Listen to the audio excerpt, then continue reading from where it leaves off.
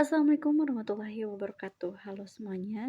Perkenalkan saya Anistiawati, mahasiswa Fakultas Pendidikan Islam dan Keguruan Universitas Garut, Prodi Pendidikan Fisika dengan NPM 24067125004. Teman-teman, pada kesempatan kali ini kita akan membahas tentang etika berpolitik. Nah, apa sih itu etika dalam berpolitik? Etika politik dalam Islam bukan sekedar sopan santun berpolitik.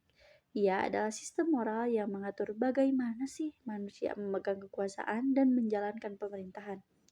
Berbeda dengan etika politik yang sekedar hanya berbasis perjanjian sosial, Islam meletakkan etika politik di atas wahyu, yaitu Al-Quran dan Al-Hadis.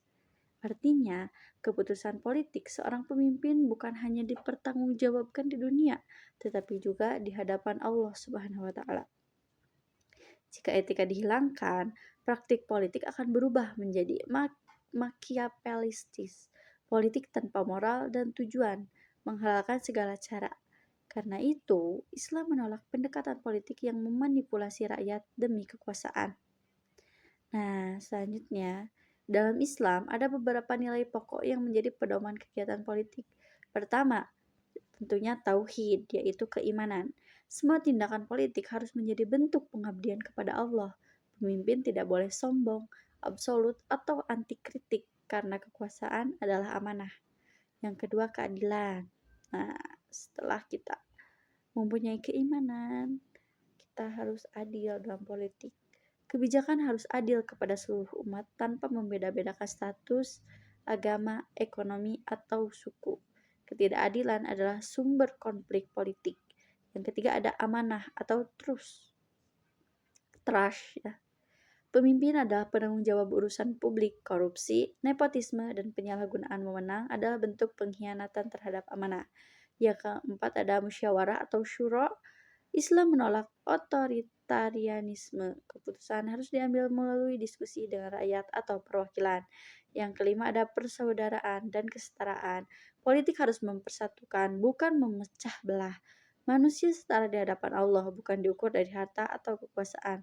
Yang keenam ada toleransi dan perdamaian. Politik Islam menghindari tindakan yang menciptakan permusuhan dan selalu mengedepankan solusi damai. Nah, sekarang kita masuk kepada penerapan etika politik pada masa zaman Rasulullah SAW. Rasulullah tidak hanya memberi teladan akhlak, tapi juga kepemimpinan politik. Pertama ada Piagam Madinah. Dokumen ini menjadi contoh konstitusi modern melindungi hak semua golongan, Muslim, Yahudi, non-Muslim, dan menjamin kebebasan beragama pada saat itu. Yang kedua ada Mu'akkah, strategi sosial yang mempersatukan sahabat Ansor dan Muhajirin. Ini membuktikan bahwa politik Islam menekankan solidaritas sosial. Selanjutnya ada diplomasi dan toleransi. Nabi tidak menggunakan pemaksaan agama. Beliau menghormati perjanjian, menjaga stabilitas politik, dan selalu mengutamakan perdamaian. Etika ini mencerminkan 4 sifat Rasulullah. Yang pertama ada sidik, jujur, amanah, terpercaya, tabligh komunikatif, dan patonah cerdas. Selanjutnya kita masuk ke prinsip etika politik pemimpin muslim. Diambil dari jurnal Parhah dan Parid. Ada 5 aspek utama kepribadian pemimpin dalam Islam. Yang pertama, agama sebagai dasar etika. Pemimpin harus takut kepada Allah, bukan hanya kepada hukum manusia. Ini mencegah arogansi kekuasaan. Yang kedua, amanah.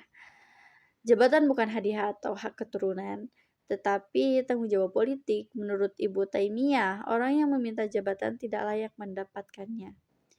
Yang ketiga, ada adil dan bijaksana.